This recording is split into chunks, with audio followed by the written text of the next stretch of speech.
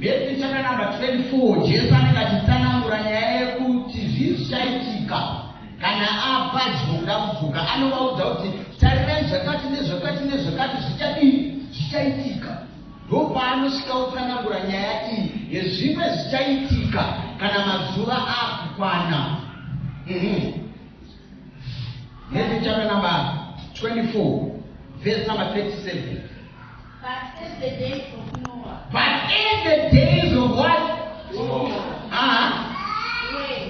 So shall also the coming of the Son of Man be. For as in the days that were before the flood, they were eating and drinking. They were eating and what? And drinking. Even though they were just not mukaona vanhu vakudya nekumwa muzanda akuya.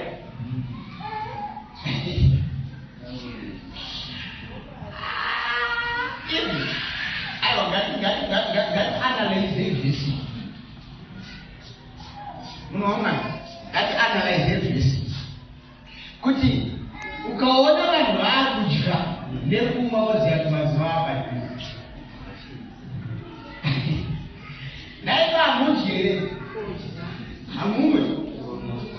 Ngatinzwisisei nyaya yekutaurwa panapa naJesu kuti ukaona munhu akudya nakumwa moziya kuti akuya.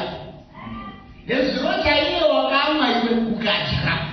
Kana ndozvinotiratidza kuti Jesu apadhuze. Saka Jesu ari kuti chii ukaona munhu achidya nekumwa moziya kuti mazuva apadhuze. Chii chiri kudyiwa ende chii chiri kumwiwa. Jesu apedza kutsanangura sapamazuva ano vanhu vaidya nekumwa.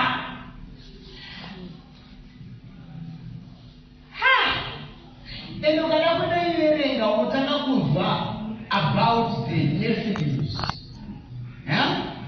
Hallelujah. About what? The giants. Vakatanga kutsanangura kuti kuKenani pakanonzi varume endai munosora. Pavanopinda vanosora vanodzoka vachiti pataona kune maNephilims same magiants ari kubhuku yani patime yaNoah. Zvibarika zvanaka. maNephilims magiants pavari kunopinda muKenani.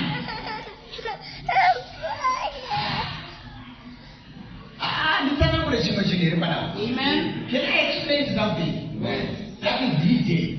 Hallelujah to Jesus. Munoziva here kuti paflood pakafa vanhu paflood. Mubhoti makabuda vanhu vangani vanoveredza?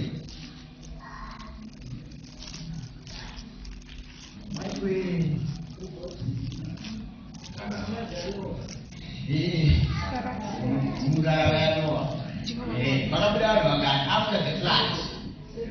7. Sure. Noah angani vanhu vangani? 3. Yes. Shem, Ham, and Japheth. This way. Alright. Shem, Ham, and Japheth vanga vane chi vakadzi vavo. Saka vava vangana. Noah nemudzimai wake vava vangani? Kanitsenga kufunda makabuda vanhu vangani? Odzotanga kupinda. Saka makati mubhoti makabuda vanhu vangani? 8. 8 vavo ukaverenga zvakanaka nekuda kwekuvacherenga unozonoverengawo. Panozipo ndo nyika yese yaunoona yakazara kudai so vakabva pavanhu 8 ivavo. Haleluya. Unozizwa kana unosaganyisiro lona wakabva pana Japheth here kana pana Shem. Hallelujah to Jesus. Saka ziva kuti wakabva pana Noah nevana vake ndo pakazadza nyika. Saka pavanhu 8 apa Bhaibheri rinoti vakapinda mubhoti ndo vari kunzi vanga vakarurama. Saka navanga vakarurama chii chakazoitika kuti kuKenani tiwane magiants? Ivo Mwari vakauraya magiants nemafloods.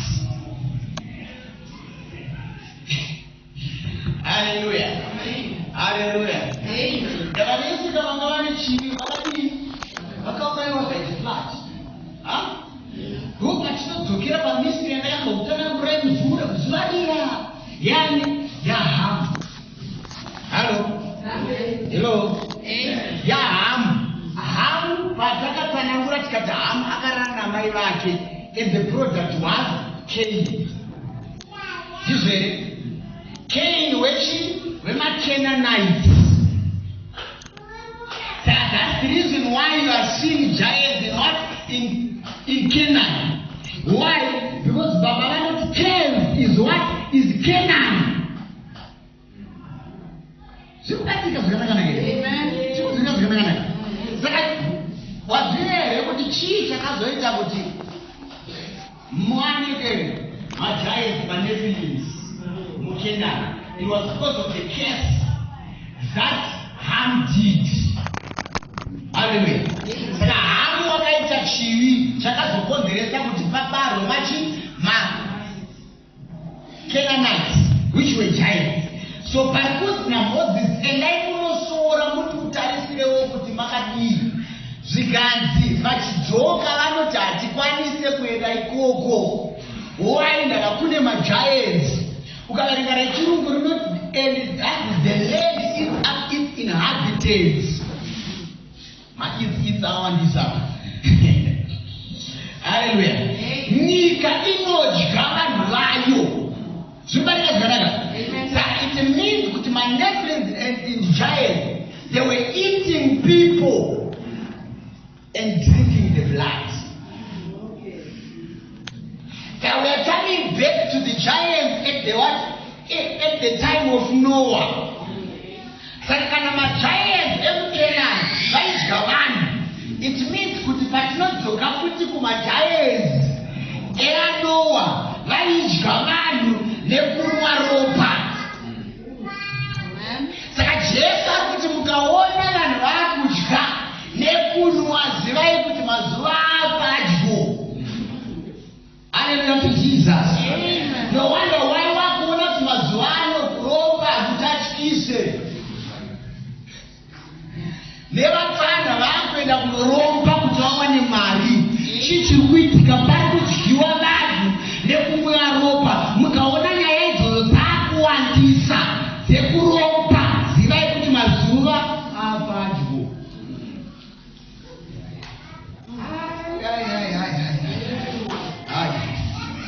Hallelujah to Jesus. Amen. So ngatizwisisei nyaya iri panapa. Unoona 2 minutes. Atosumuka. Zvacho zvasinoita. Chii chiri kuitika panapa? Vanhu havachatye. Hazvichatyise zvezvozvo. Unoitaura kuzara kuti kana. Amen. Ukazwa kutaka kureurura. Ndakazoenda vadai vadikana azviitwe. Uzafunga kuti sematsanangura anoitwa vhangeri. Those same things zvaunokura uchinzwa every day. But kana mamwe masituations auya muupenyu, ndopaunokanganwa vhangeri yese. Hallelujah.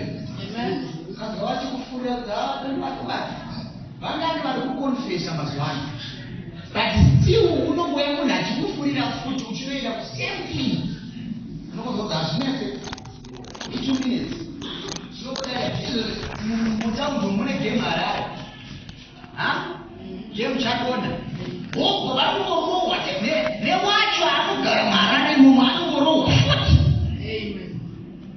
Zvaanogara achinzwa kuti ukanzwa kuti mari yadonda siya. Unononge mari vapindira munamata. Chibva ipapo hauna foni, hauna mari, hauna chii. Ndo yakafanana neiyoyo munhu anongoya kuti don't worry, wanetsekana. Hazvinetsesi. Zvinetse 2 minutes tikangodai wapinda.